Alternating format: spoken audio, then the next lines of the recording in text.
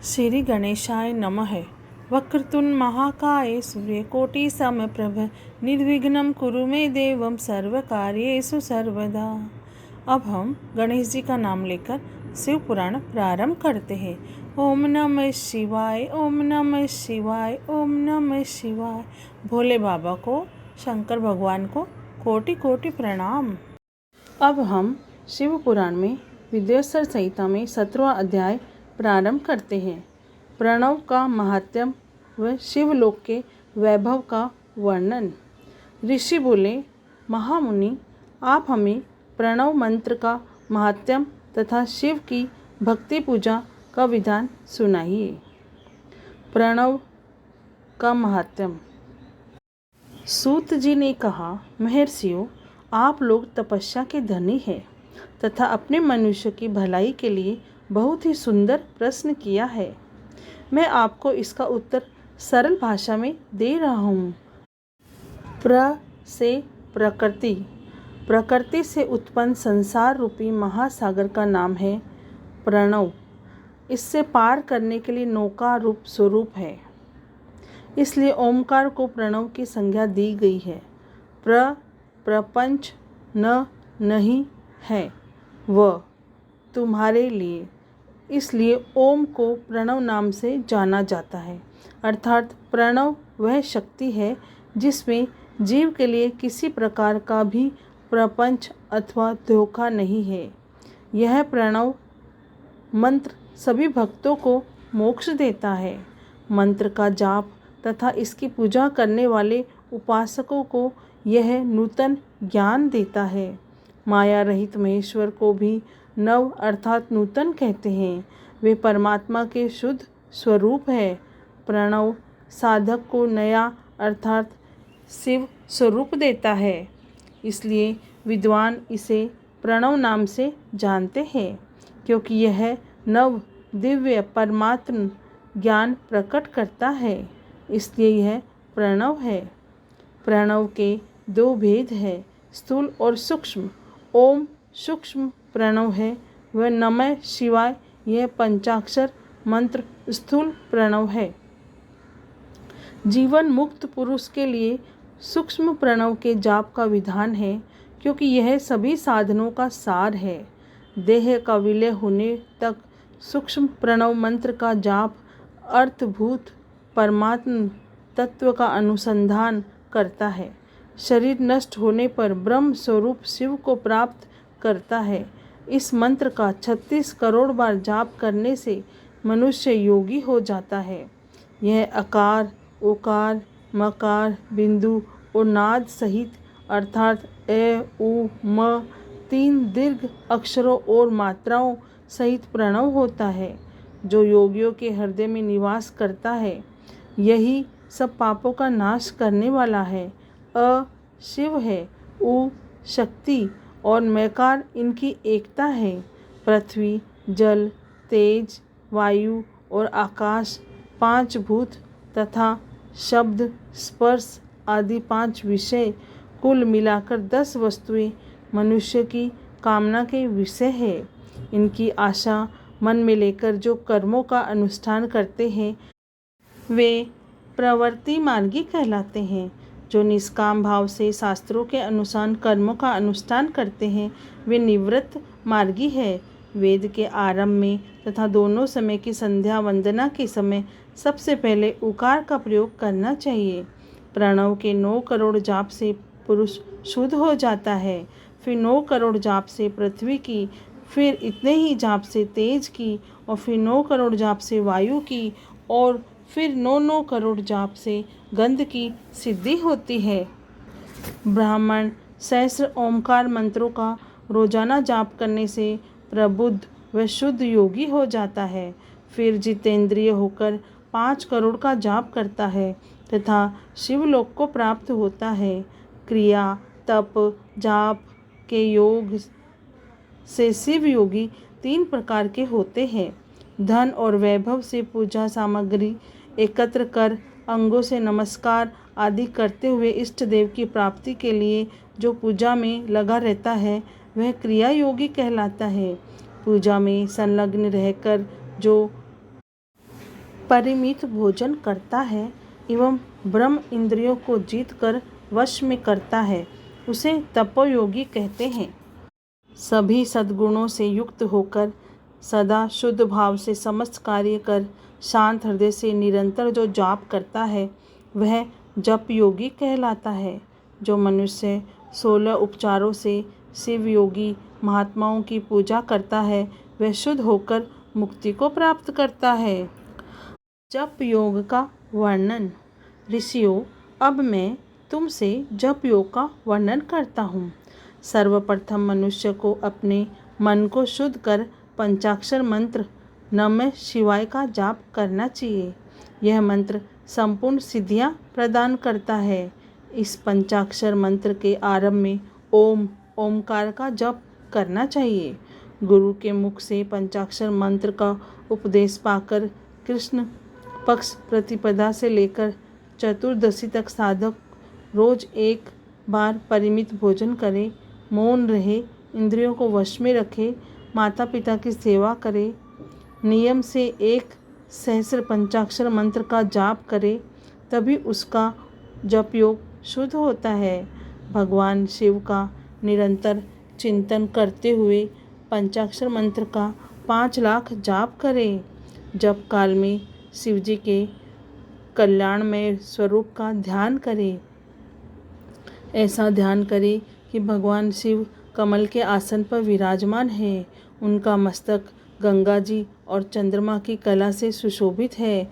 उनकी बाईं ओर भगवती उमा विराजमान है। अनेक शिवगण वहाँ खड़े होकर उनकी अनुपम छवि को निहार रहे हैं। मन में सदाशिव का बारंबार स्मरण करते हुए सूर्यमंडल से पहले उनकी मानसिक पूजा करें। पूर्व की ओर मुख करके पंचाक्षर मंत्र का जाप करें। उन दिनों साधक शुद्ध कर्म करे तथा अशुद्ध कर्मों से बचा रहे। जाप की समाप्ति के दिन कृष्ण पक्ष की चतुर्दशी को शुद्ध होकर शुद्ध हृदय से 12 सहस्र जाप करें। तत्पश्चात ईशान, तत्पुरुष, अघोर, वामदेव तथा सधोजात के प्रतीक स्वरूप 5 शिव भक्त ब्राह्मणों का वरण कर शिव का पूजन विधि पूर्वक कर होम प्रारंभ करें। विधि विधान से भूमि को शुद्ध कर वेदी पर अग्नि प्रज्वलित करें। गाय के घी से 1100 अथवा 1000 आहुतियाँ स्वयं दे या 108 आहुतियाँ ब्राह्मण से दिलाए। दक्षिणा के रूप में एक गाय अथवा बैल देना चाहिए। प्रतीक रूप 5 ब्राह्मणों के चरणों को धोए तथा उस जल से मस्तक को सींचे। ऐसा करने से अगणित तीर्थों में तत्काल स्नान का फल प्राप्त होता है। इसके उपरांत ब्राह्मणों को भरपूर भोजन कराकर देवेश्वर शिव से प्रार्थना करें। फिर 5 लाख जाप करने से समस्त पापों का नाश हो जाता है। पुनः 5 लाख जाप करने पर भूतल से सत्यलोक तक 14 भुवनों पर अधिकार प्राप्त हो जाता है। कर्म माया और ज्ञान माया का तात्पर्य। माँ का अर्थ है लक्ष्मी, उससे कर्म भोग प्राप्त होता है, इसलिए यह माया अथवा कर्म माया कहलाती है। इसी से ज्ञान भोग की प्राप्ति होती है, इसलिए उसे माया या ज्ञान माया भी कहा गया है। उपयुक्त सीमा से नीचे नश्वर भोग है और ऊपर नित्य भोग। नश्वर भोग में जीव सकाम कर्मों का अनुसरण करता हुआ विभिन्न योनियों व लोकों के चक्कर काटता है। बिंदु पूजा में तत्पर रहने वाले उपासक नीचे के लोगों में घूमते हैं। निष्काम भाव से शिवलिंग की पूजा करने वाले ऊपर के लोक में जाते हैं। नीचे कर्म लोक है और यहाँ सांसारिक जीव रहते हैं। ऊपर ज्ञान लोक है जिसमें मुक्त पुरुष रहते हैं और आध्यात्मिक उपासना करते हैं। शिवलोक के वैभव का वर्णन। जो मनुष्य सत्य अहिंसा से भगवान शिव की पूजा में तत्पर रहते हैं, काल चक्र को पार कर जाते हैं। काल चकेश्वर की सीमा तक महेश्वर लोक है। उससे ऊपर वृषभ के आकार में धर्म की स्थिति है। उसके सत्य सोच, अहिंसा और दया 4 पाद है। वह साक्षात शिवलोक के द्वार पर खड़ा है। क्षमा उसके सींग है, शम कान है। वह वेद ध्वनि रूपी शब्द से विभूषित है। भक्ति उसके नेत्र व विश्वास और बुद्धि मन है। क्रिया आदि धर्म रूपी वृषभ है जिस पर शिव आरूढ़ होते हैं। ब्रह्मा, विष्णु और महेश की आयु को दिन कहते हैं। कारण स्वरूप ब्रह्मा के सत्यलोक पर्यंत 14 लोक स्थित है जो 5 भौतिक गंध से परे हैं। उनसे ऊपर कारण स्वरूप विष्णु के 14 लोक है तथा इससे ऊपर कारण रूपी रुद्र के 28 लोकों की स्थिति है। फिर कारण वेश शिव के 56 लोक विद्यमान हैं। सबसे ऊपर 5 आवरणों से युक्त ज्ञान में कैलाश है जहाँ 5 मंडलों पर 5 ब्रह्म कालों और आदि शक्ति से संयुक्त आदि लिंग है जिसे शिवालय कहा जाता है। वहीं पराशक्ति से युक्त परमेश्वर शिव निवास करते हैं। वे सृष्टि, पालन, संहार, तिरोभाव और अनुग्रह आदि कार्यों में कुशल है। नित्य कर्मों द्वारा देवताओं का पूजन करने से शिव तत्व का साक्षात्कार होता है। जिन पर शिव की कृपा दृष्टि पड़ चुकी है वे सब मुक्त हो जाते हैं। अपनी आत्मा में आनंद का अनुभव करना ही मुक्ति का साधन है। जो पुरुष क्रिया, तप, जाप, ज्ञान और ध्यान रूपी धर्मों से शिव का साक्षात्कार करके मोक्ष को प्राप्त कर लेता है उसके अज्ञान भाव को शिव दूर कर देते हैं।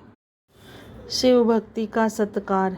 साधक 5 लाख जाप करने के पश्चात भगवान शिव की प्रसन्नता के लिए महाअभिषेक एवं नैवेद्य से शिव भक्तों का पूजन करें। भक्त की पूजा से भगवान शिव बहुत प्रसन्न होते हैं। शिव भक्त का शरीर शिव रूप ही है। जो शिव के भक्त हैं और वेद की सारी क्रियाओं को जानते हैं वे जितना अधिक शिव मंत्र का जाप करते हैं उतना ही शिव का सामीप्य बढ़ता है। शिव भक्त स्त्री का रूप पार्वती देवी का है तथा मंत्रों का जाप करने से देवी का सानिध्य प्राप्त हो जाता है। साधक स्वयं शिव स्वरूप होकर पराशक्ति अर्थात पार्वती का पूजन शक्ति, बेर तथा लिंग का चित्र बनाकर अथवा मिट्टी से इनकी आकृति का निर्माण करके प्राण प्रतिष्ठा कर इसका पूजन करें। शिवलिंग को शिव मानकर अपने को शक्ति रूप समझकर शक्तिलिंग को देवी मानकर पूजन करें। शिव भक्त शिव मंत्र रूप होने के कारण शिव के स्वरूप है। जो 16 उपचारों से उनकी पूजा करता है उसे अभिष्ट फलों की प्राप्ति होती है। उपासना के उपरांत शिव भक्त की सेवा से विद्वानों पर शिवजी प्रसन्न होते हैं। 5, 10 या 100 सपत्नीक शिव भक्तों को बुलाकर आदरपूर्वक भोजन कराएं। शिव भावना रखते हुए निष्कपट पूजा करने से भूतल पर फिर जन्म नहीं होता है।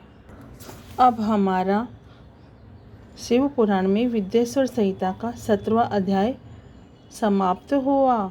ओम नमः शिवाय, ओम नमः शिवाय, ओम नमः शिवाय। हे भोलेनाथ, हे भोले बाबा, हे माँ शक्ति पार्वती, हम पे कृपा करना। आप दोनों को कोटि कोटि प्रणाम, कोटि कोटि धन्यवाद। जय माँ पार्वती, जय भोलेनाथ।